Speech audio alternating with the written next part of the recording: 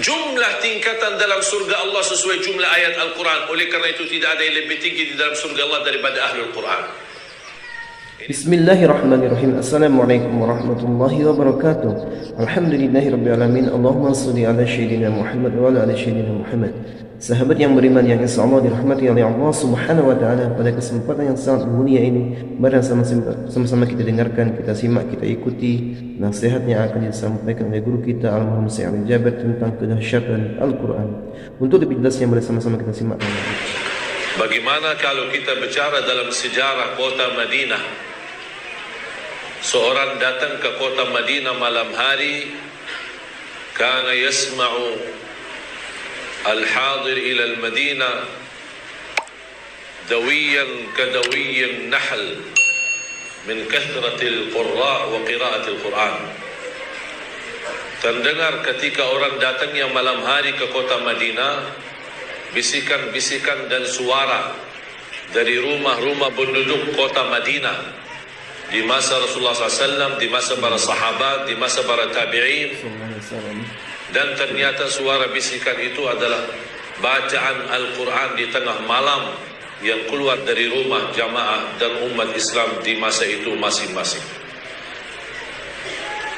Harapan saya di satu saat, jangankan kita masuk sebuah kampung atau kota atau desa, kita di tengah malam bisa mendengar suara-suara Al-Quran yang keluar dari rumah. Jangan menjadi kebiasaan ketika mampir di sebuah kampung mendengar suara Al-Quran, tetapi ternyata bacaan Al-Quran bukan sebuah rutin dan kebiasaan, tetapi karena kebetulan ada orang yang kemarin wafat. Jadi seolah-olah Al-Quran itu diwujudkan, diturunkan untuk dibacakan untuk orang yang sudah mati. Padahal yang kita hidup sangat membutuhkan Al-Quran.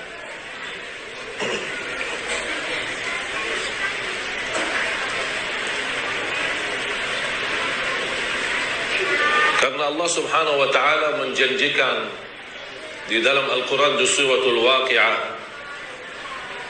ayat 77, innahu laqur'anun karim. Kalau kita buka terjemahan bahasa Indonesia atau yang bawa Quran atau yang membawa HP yang isinya aplikasi Al-Quran, coba silahkan buka terjemahan. Ada yang bawa HP isinya terjemahan ayat Al-Quran? Kalau ada silahkan dibuka aplikasi apa Al-Quran yang ada terjemahannya. Buka suratul Waqi'ah ayat 77.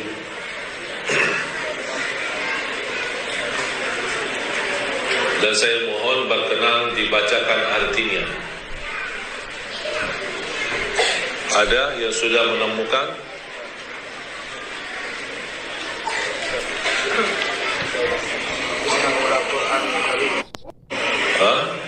Ada? Tolong kasih mic-nya kepada saudara saya, sahabat baru saya ini. Al-Waqi'ah ayat 77. Innahu laqur'anun karim. Yang artinya, sesungguhnya Al-Quran ini adalah bacaan yang sangat mulia. Kira-kira ada yang lain? Isinya sama, Mas? Sama? Atau beda? Tidak apa-apa, kita di Indonesia kan sering berbeda pendapat. Tidak apa-apa. Apa? Bacaan? Tidak ada. Terus ya, tulisannya apa? Coba kasih mic. Ini ada beda juga. Mana? Beda pendapat. Barangkali beda mazhab atau beda aliran.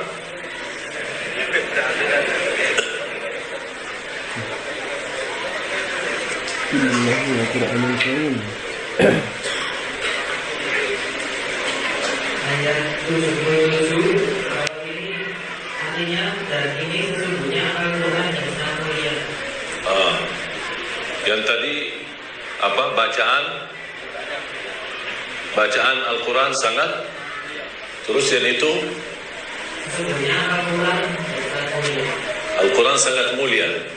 Ada lagi kira-kira mazhab yang ketiga yang ada aplikasi yang kira-kira berbeda dengan ini, atau Quran terjemahan? Coba sama Bapak ini apa kira-kira diisi buku terjemahan atau Quran terjemah Suratul Waqiah ayat 77. Coba kasih kepada orang tua kita ini.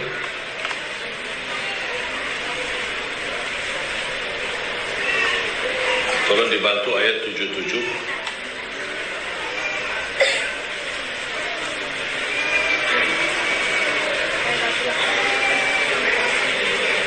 Suratul Waqiah.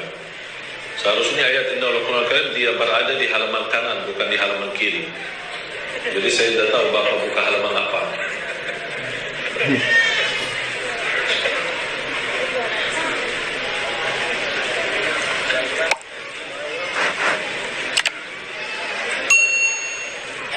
Pindah halamannya.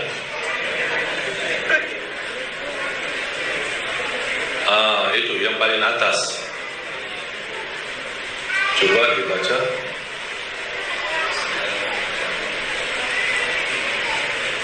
Dari ini sesungguhnya Al-Quran yang sangat mulia. Al-Quran sangat mulia. Tadi apa tadi baca? Quran sangat mulia atau amat mulia? Sangat mulia. Di sini bacaan belum ada bahasa di dunia ini yang bisa memaknai isi Al-Quran selain bahasa Arab. Tak ada bahasa. Karena semua bahasa itu miskin. Yang memiliki kekayaan kalimat dalam bahasa itu bahasa Arab. Bisa satu kalimat tapi memiliki makna yang banyak. Bisa satu makna, bisa membawa kata yang banyak.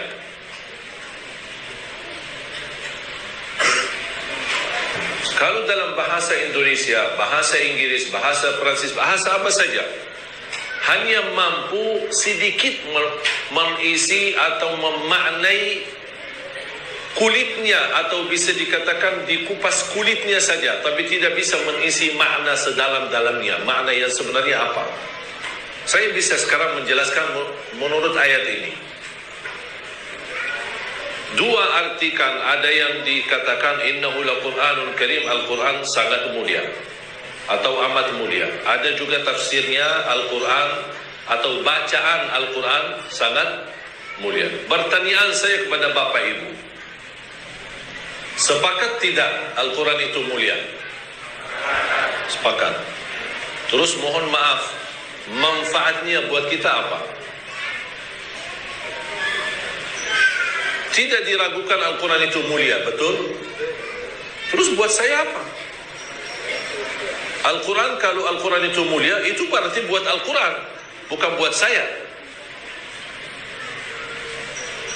Padahal Allah Subhanahu wa taala berfirman di surat Taha, "Taha ma anzalna 'alaikal Qur'ana litashqa." Kami tidak menurunkan Al-Quran untuk membawa keburukan, justru untuk kebahagiaan dan keselamatan untuk manusia.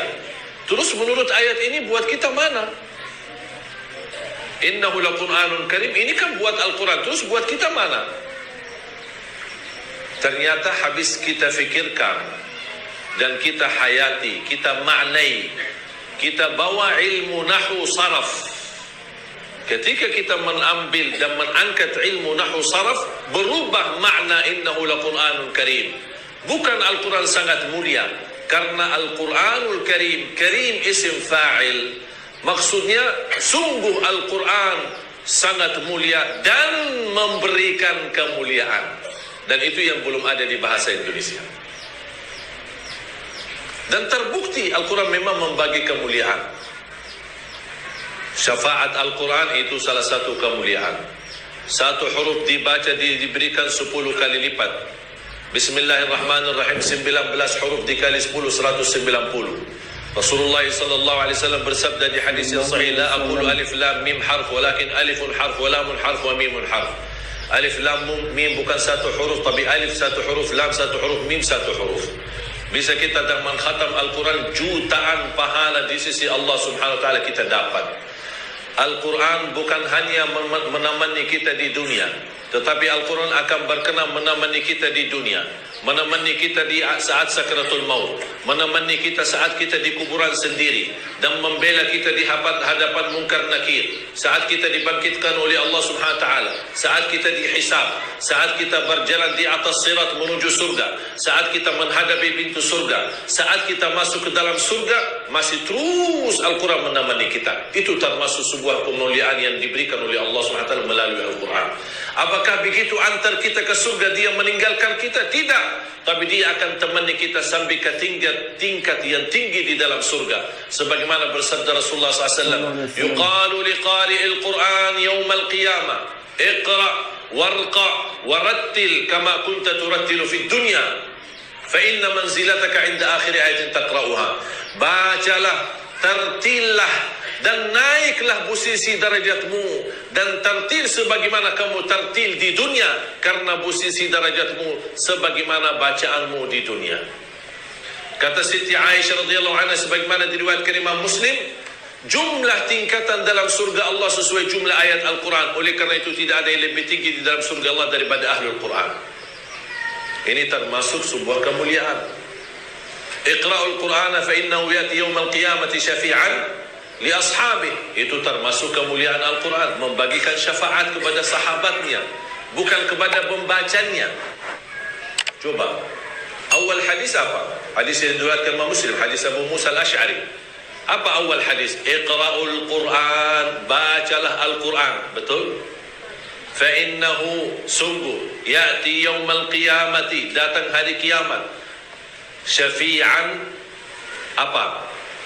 Syafi'an, terus li ashabihi, apa artinya? Apa artinya? Membawa syafaat kepada kepada pun ada suaranya di sini. Kepada pembacanya. Kepada pembaca. Salah. Awal hadis, barang siapa yang membaca Al-Quran akan dapat syafaatnya. Tapi tulisannya apa di ujung hadis? Li ashabihi, yang bersahabat sama Al-Quran. Tidak semua orang baca Quran menjadi dapat syafaat. Harus menjadi teman dekat sama Al-Quran, baru akan dapat. Karena ada orang munafik baca Quran, dan bukan kata saya, tapi kata Rasulullah SAW, dan mereka tidak pantas dapat syafaatnya Al-Quran, karena dia hanya baca tapi bukan berteman sama Al-Quran. Beda. Sama dengan sekarang HP, teman kita dekat, kemana-mana bawa HP, masuk WC bawa HP, mau tidur yang terakhir dilihat HP, begitu bangun yang pertama dilihat HP. Itu teman dekat. Kehilangan HP bisa stres, tapi kehilangan istri tidak apa-apa. Tapi coba, kapan saatnya kalau kita merasa satu hari lewat, tapi kita merasa sedih dan malu karena satu hari lewat belum baca Quran, muncul rasa sedih dan menangis. Kok bisa lewat satu hari belum baca Al-Quran? Bisa lewat satu bulan belum khatam Al-Quran? Minimal bagi orang yang paling malas, satu hari satu juz. Satu hari satu juz, itu paling malas. Coba tanya diri, berapa kali sudah khatam Al-Quran? Jangan-jangan kita seorang khatam Al-Quran cuma di bulan suci Ramadan. Pas begitu selesai bulan suci Ramadan, kita masukin di dalam lemari. InsyaAllah jumpa di Ramadan yang akan datang. Alhamdulillahirrahmanirrahim. Sahabat yang beriman, itulah tadi ilmu yang disampaikan oleh guru kita. Mudah-mudahan bermanfaat, mudah-mudahan kita dapat istiqomah untuk membaca Al-Quran, mempelajari Al-Quran setiap harinya. Jangan sampai terlewatkan hari-hari kita tanpa Al-Quran, karena Al-Quran akan menjadi syafaat kita, menjadi penolong kita baik di dunia maupun di kubur maupun di akhirat kelak, maupun sampai syurga. Al-Quran akan menemani kita. Maka dari itu jangan sampai ditinggalkan Al-Quran. Mungkin itu saja yang bisa saya sampaikan. Kurang saya mohon maaf. Saya akhiri. Wassalamualaikum warahmatullahi wabarakatuh.